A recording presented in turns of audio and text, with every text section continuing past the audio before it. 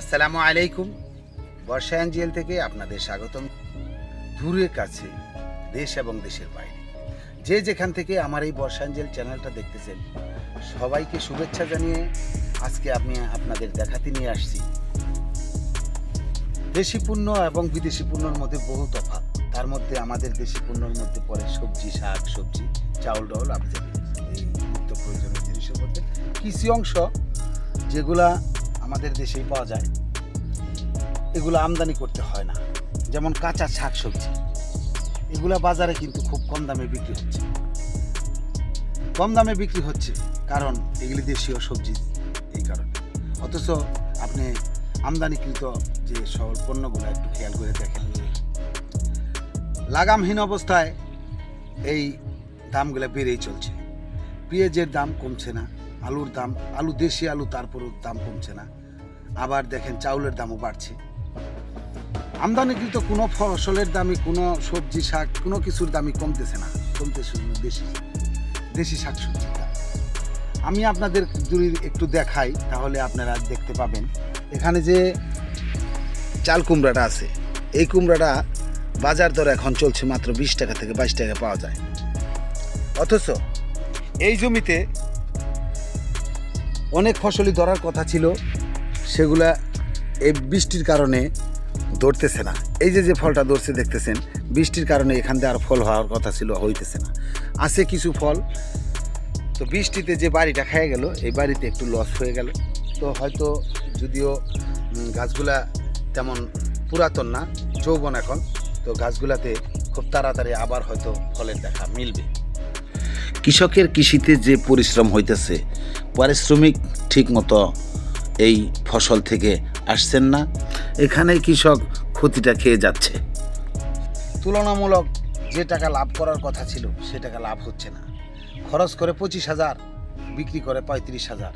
এই 10,000 টাকা 2 মাসে তার রুজি আছে, তার যে দেখাশোনার দায়িত্বটাই আছে। অথচ এই জমিতে 25,000 টাকা খরচ করার পর যদি এই জমিতে 50,000, 70,000 টাকা কৃষক পাইতো, তাহলে তাদের উল্লাসের অভাব থাকতো না, হাসি মুখে তারা আরও শ্রম দিত। তো এখন দেশের যে পরিস্থিতি, এই পরিস্থিতিতে শাক সবজির দাম তেমন একটা ভালো দামে বিক্রি হইতেছে না। শাকের দাম যেমন তেমন, সবজির দাম তো তেমন একটা মিলছেই না। যেমন এই যে চাল কুমড়া, এই কুমড়াটা বর্তমান যে পরিস্থিতি চলতেছে, এই কুমড়ার দাম থাকবে 45 থেকে 40 টাকা, 50 টাকা। এখন তো এই কুমড়ার সিজন না, আনসিজন, বর্ষাকাল। এই বর্ষাকালে সবজি তেমন হয় না। শীতের সিজনে সব ধরনের সবজি পাওয়া যায় অ্যাভেলেবল, কিন্তু গরমের সিজনে এই সিজনে সবজিটা তেমন মিলে না।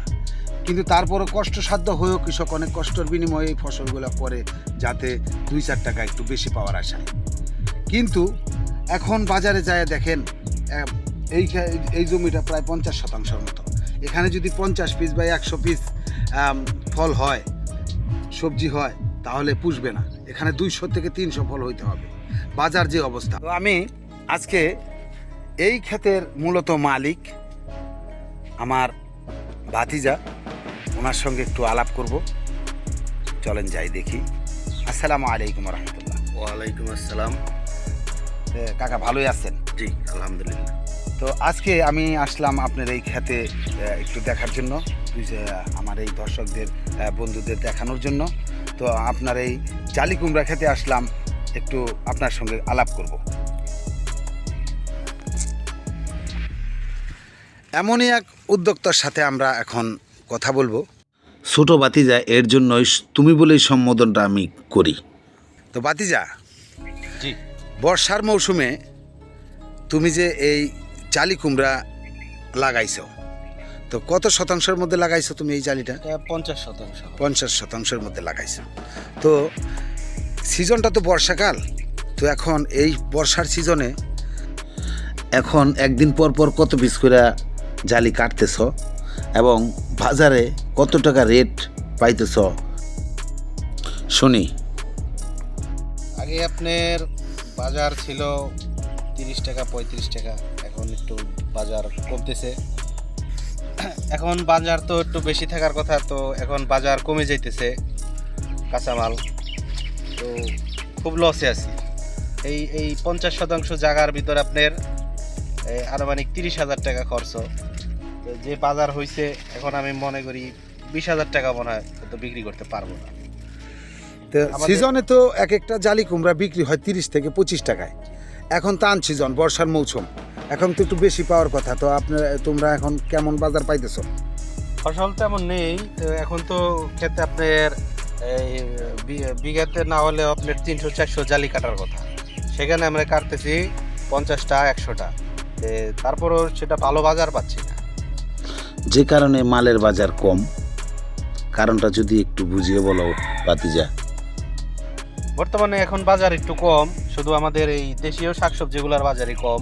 এদিকে বাংলাদেশে তো আপনার এই আমদানি নির্ভর যে পণ্যগুলো আছে এগুলো তো বাজার কমে না, এগুলো তো আমাদেরকে চড়া দামেই খেতে হয়।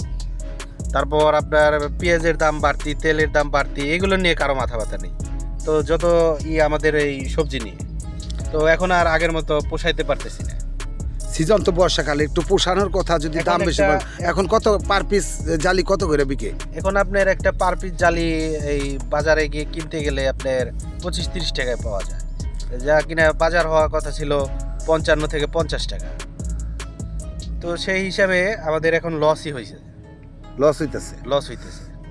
তো বর্ষার মৌসুমে যে পাওয়ার কথা ছিল, বর্ষাকাল হিসেবে এটার দাম হওয়া উচিত ছিল 60 থেকে 55 টাকা।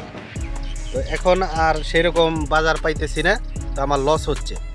তো আমি চিন্তা ভাবনা করছি এই আবাদি আর রাখবো না।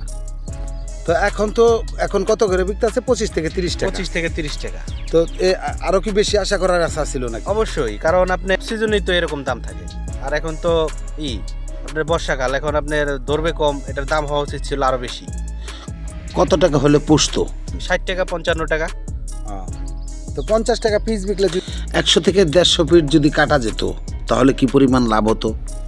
তাহলে আমার হয়তো কিছু হইতো, খরচের টাকা দিয়ে দেও, তারপরও কিছু হইতো। এখানে আপনার জমি ভাড়া আছে, এই আছে, সব মিলাই জিলে আমার হইতেছে না, ব্যবসা হইতেছে না, ব্যবসাটা ভালো হইতেছে না। ভালো হইতেছে না।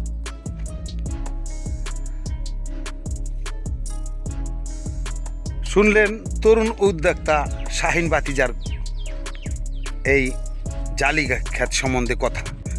তো এতে বোঝা গেল আসলেই আমাদের এই দেশীয় পণ্যের দাম একটু কমই। দেশীয় পণ্যের দাম একটু কম হলেই ভালো, অতটা কম হওয়া ভালো না।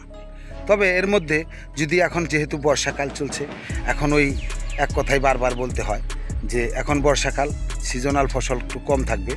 আনসিজন, এখন সিজন হইলে হয়তো 25 টাকা 30 টাকা বিকলে ভালো হইতো।